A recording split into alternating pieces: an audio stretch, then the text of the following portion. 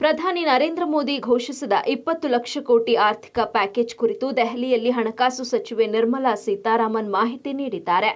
ಈ ಕುರಿತು ಸುದ್ದಿಗೋಷ್ಠಿ ನಡೆಸಿ 20 ಲಕ್ಷ ಕೋಟಿಯ ಪ್ಯಾಕೇಜ್ ವಿವರಿಸಿದ ಅವರು, ಈ ಪ್ಯಾಕೇಜ್ನಿಂದ ಸಮಾಜದ ಎಲ್ಲಾ ವರ್ಗಗಳಿಗೆ ಅನುಕೂಲವಾಗುವಂತೆ ವಿವಿಧ ಸಚಿವರು ಸಚಿವಾಲಯದ ಜತೆ ಚರ್ಚಿಸಿ ರಚನೆ ಮಾಡಲಾಗಿದೆ. ಇದು ಸ್ವಾವಲಂಬಿ ಭಾರತ ನಿರ್ಮಾಣಕ್ಕೆ ನೆರವಾಗಲಿದೆ ಅಂತ ಹೇಳಿದ್ರು. ಭಾರತಕ್ಕೆ ತನ್ನ ಸ್ವಂತ ಶಕ್ತಿ ಇದೆ ಮತ್ತು ವಿಶ್ವಕ್ಕೆ ಕೊಡುಗೆ ನೀಡಲಿದೆ.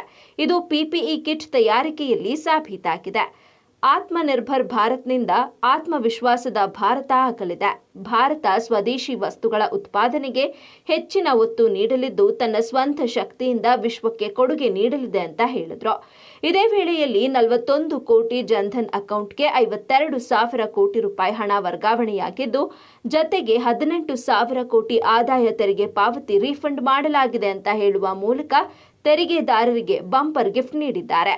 ಇನ್ನು 2020 ಅಕ್ಟೋಬರ್ 31ರವರೆಗೆ 100 ಕೋಟಿ ರುಗಳ ವಹಿವಾಟು ಹೊಂದಿರುವ ಎಂಎಸ್ಎಂಇಗಳಿಗೆ 3 ಲಕ್ಷ ಕೋಟಿ ರುಗಳ ಮೇಲಾಧಾರ ರಹಿತ ಸಾಲ, ಎಟಿಎಂ ಹಣ ವಿತ್ಡ್ರಾ ಮಾಡಲು ಶುಲ್ಕವಿರೋದಿಲ್ಲ ಅಂತ ವಿವರಿಸಿದ್ರು. ಜೊತೆಗೆ ಸಣ್ಣ ಕೈಗಾರಿಕೆಗಳಿಗೆ 3 ಲಕ್ಷ ಕೋಟಿ ಸಾಲ ಘೋಷಣೆ ಮಾಡಿದ್ದು, ಯಾವುದೇ ಅಡಮಾನವಿಲ್ಲದೆ ಸಣ್ಣ ಕೈಗಾರಿಕೆಗಳಿಗೆ ಸಾಲ ಮರುಪಾವತಿಗೆ 4 ವರ್ಷದವರೆಗೆ ಅವಕಾಶ ನೀಡಿದ್ದು, ಇದರಿಂದ 45 ಲಕ್ಷ ಸಣ್ಣ ಕೈಗಾರಿಕೆಗಳಿಗೆ ಪ್ರಯೋಜನವಾಗಲಿದೆ ಅಂತ Nirmala Sitharaman ವಿವರಿಸಿದ್ರು. I'm sure all of you have heard the Honorable Prime Minister speak last night to the nation. He laid out a vision, a comprehensive vision. And that vision was laid out after wide and deep consultation with several sections of our society. And these discussions were held at various levels with various ministries, and also gradually taken up to the level of the Prime Minister's office, and the Prime Minister himself has been spending considerable time to make sure that the inputs obtained are given due consideration and they form a part of the package that's being given to the country.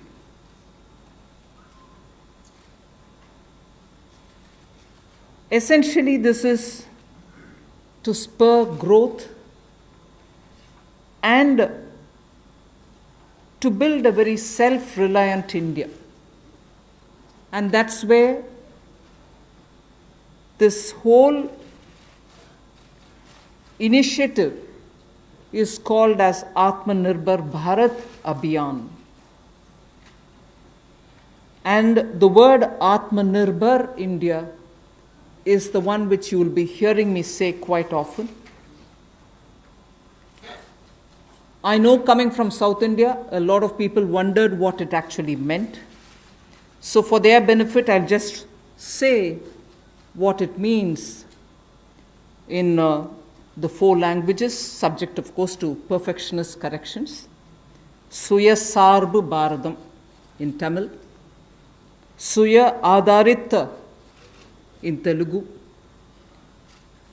Suyam Asarittan in Malayalam, and Swayam Avalambita in Kannada. Subject to correction, it may not be the perfect translation, but something to take it closer to what it means. So Atmanirbhar Bharat is what we are talking about. And you heard the Prime Minister clearly say that this is going to be resting on 5 important pillars. 5 important pillars: the economy, infrastructure, technology-driven systems, demography, and demand. So if these are the 5 pillars on which we are trying to build Atmanirbhar Bharat, the focus obviously will be what can be defined as the factors of production of, in today's language, factors of production. All of us know that, we've been hearing it: land, labor, capital, and enterprise. Today we recast it, say it the same way, but then essentially referring to the very same factors of production, but in this Atmanirbhar Bharat, our focus therefore would be on those factors of production which are land, labor, liquidity, and law. So essentially it addresses issues of ease of doing businesses, ease of doing compliance and regulations being due diligence observed, and so on. And in this, the intention is to build brands. Intention is also to take local brands and build them to a global level. So there is a global value chain integration also as a part of this vision which the Prime Minister has put before us. Certainly when he says Atmanirbhar Bharat, it is not to look inwards and cut India to become an isolationist country. It certainly talks about a confident India which can rest on its strengths and also be able to contribute to the globe, the way in which the Prime Minister rightly pointed out. The production of PPE and masks and also ventilators to an extent has rapidly grown within these 40 days. We have the capability, we have the enterprise to build such capabilities and help the world with it. And therefore, India shall continue contributing to the globe. You've also been seeing, I'm moving away from Prime Minister's last night's speech, you've been seeing that the government being led by Prime Minister Modi, even in 2014-19 regime, was a listening, was a sensitive, and also was a responding government. And that is why I list before you the various reform-driven steps which have been successfully taken. It's important for us to recall that now. Even as we talk about building a new India, building an India which is going to be Atmanirbhar.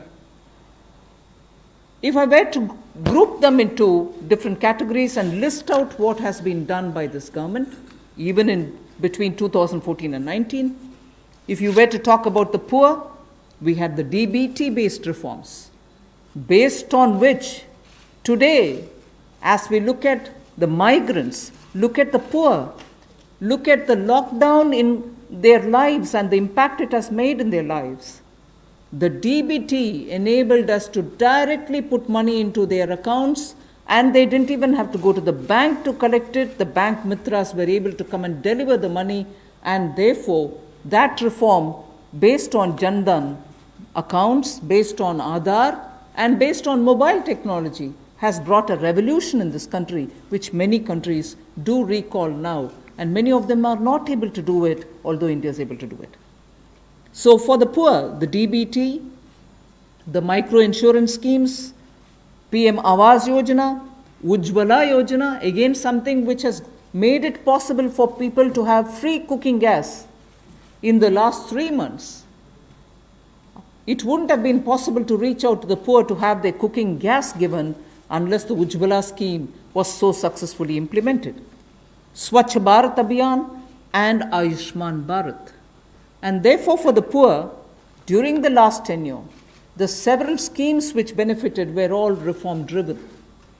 If I were to talk about agriculture in the same spirit, PM Fasal Bima Yojana, PM Kisan Yojana, which again has come off handy, that we were able to front load the money to the Kisan during this lockdown. Otherwise it wouldn't have been possible. Creating new fisheries department, Krishi Sinchai Yojana, were all aimed at bringing reform in agriculture. Similarly, talking of business and also trying to bring in better business environment. PSB cleanups happened, public sector banks cleanup, after a heavy load of phone banking resulting in NPAs. Public sector banks recapitalization, FDI liberalization, ease of doing business reforms, which were taken down to the third level of administration governance, IBC reforms, GST reforms, and today because of the GST reforms, you're able to see what impact lockdown is having on small and medium businesses. And finally, reforms in other areas, very quickly to recall. National Highway Authority, the TOT plans, the airport privatizations, power sector reforms, which resulted in India becoming a power surplus country from shortages always. 175 gigawatts of solar targets out of 86 gigawatt has already been achieved out of that number. And cleaning up of the coal mine sector. These are all things which I would want to recall here before we talk about what we are offering in the Atmanirbhar Bharat. This is the foundation. This is the credential with which the Prime Minister has always been on the side of reform for better living in this country, ease of living in this country.